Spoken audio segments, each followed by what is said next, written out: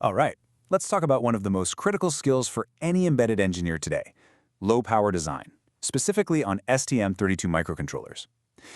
If you're building anything that runs on a battery, think a simple sensor, a wearable, any kind of IoT device, then this is absolutely for you. So picture this. You've just finished your first battery-powered prototype. It's working perfectly on your bench, plugged into USB, but the second you unplug it and let it run on its own, the battery's dead by morning. Does that sound familiar? I bet it does.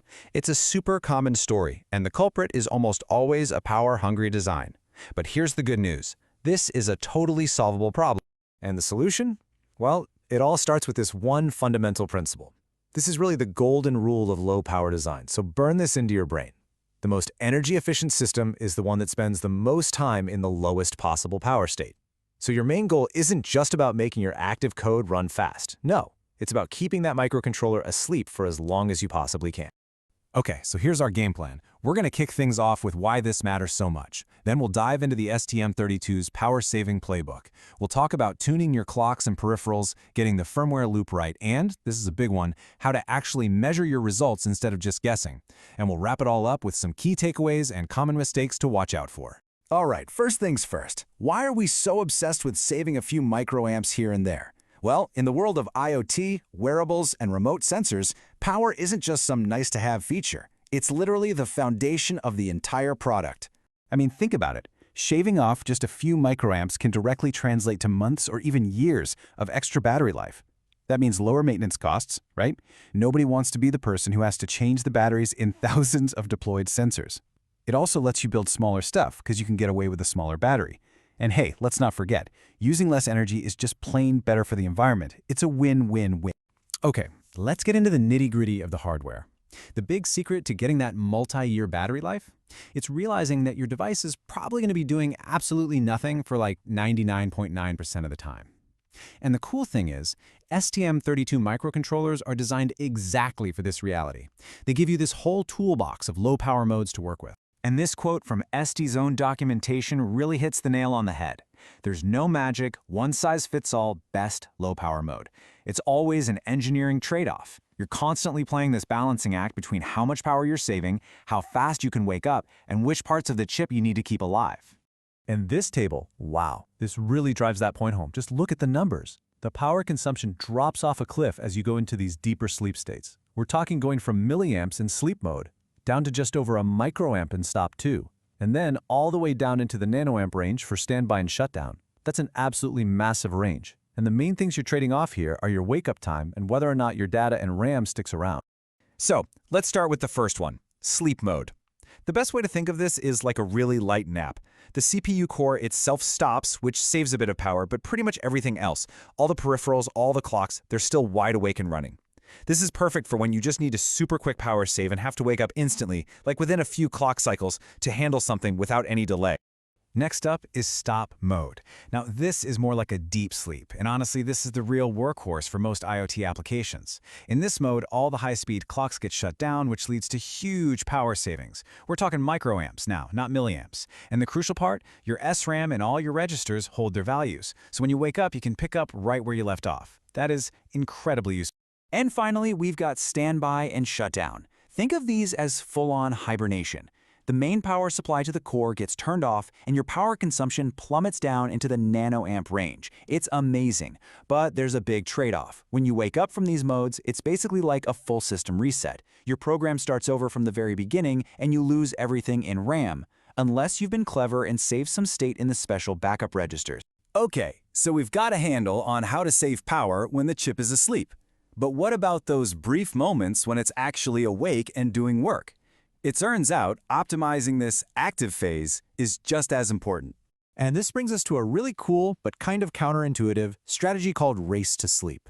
Now, you'd think that running your CPU at a lower frequency would save power, right? And for that specific instant in time, yeah, you're drawing less current. But remember, total energy is power multiplied by time. So it's often way more energy efficient to crank the clock speed way up, blast through your task as fast as possible, and then get right back into a deep sleep mode. You burn more power, but for a much shorter time, and that saves you energy in the long run. The key takeaway here is you have to be absolutely ruthless about turning things off. So, number 1, clock gating. If you are not using a peripheral, a UART, a timer, an ADC, whatever, go into the RCC, the reset and clock control, and turn its clock off. Just disable it. Number 2, if your chip supports it, use voltage scaling. And number 3, this is a classic rookie mistake. Set all of your unused GPIO pins to analog mode. This prevents their inputs from just floating around, which can cause them to oscillate and burn a surprising amount of leakage current. Okay, so let's talk about how this all comes together in your actual firmware.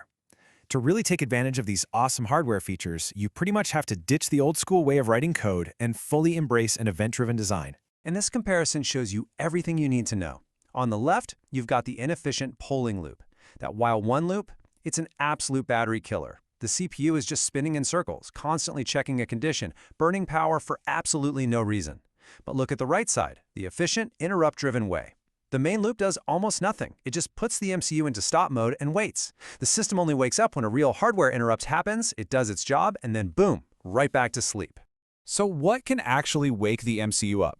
Well, STM32 gives you a whole bunch of options. You've got your external interrupts, the EXTI pins, which are perfect for things like a button press or a sensor signal. You've got the real-time clock, the RTC, which is great for waking up on a schedule, say once an hour to take a measurement. You can even have peripherals like an LPUART or I2C wake the chip up when new data comes in. It's really flexible. So we've gone through the theory, we've talked about the firmware. But how do you actually know if any of this is working? The answer is simple. You have to measure it. Seriously, making assumptions about your power consumption without actually measuring it is probably one of the biggest and most common mistakes you can make. And luckily, the ST ecosystem gives us some fantastic tools to do just that. Even before you write a single line of code, the power consumption calculator inside STM32 CubeMX can give you a really solid ballpark estimate. Then, when you get to real hardware, tools like the X-Nucleo Power Shield or the amazing ST-Link V3 PWR probe let you measure your actual current draw with incredible precision. We're talking from milliamps all the way down to the nanoamp level. And here's the proof in the pudding. On the left, you can see a pretty noisy, high-ish current draw. But on the right, after making just one simple change, like disabling the clocks to peripherals we're not using, look at that! The consumption just drops and flattens out. This is the kind of immediate, real-world impact you can have, sometimes with just a few lines of code. This is where things get really, really powerful. These advanced tools can actually synchronize your power measurements directly with your code execution. So you can see the current waveform and right on top of it see exactly which function in your code was running at that exact moment. This is an absolute game changer for hunting down those mysterious current spikes and figuring out exactly where to optimize. Okay, let's start to wrap this up. We've covered a ton of ground, so let's boil it all down into a simple checklist and talk about the common pitfalls that trip up even experienced engineers. All right, here are the big ones to avoid. First, forgetting to disable peripheral clocks in the RCC. I'm telling you, if you're not using it, turn it off. It's the easiest win you'll ever get. Second, leaving unused GPIO pins floating. Just set them to analog mode. It's free and it stops weird leakage currents. Third, falling back into the polling loop trap. Please use interrupts and the wait for interrupt instruction. Let the hardware do the waiting for you. Fourth, and this one gets a lot of people, not reconfiguring your system clock after you wake up from stop mode. You have to do this if you want to get back to full speed. And finally, the golden rule, I'll say it again.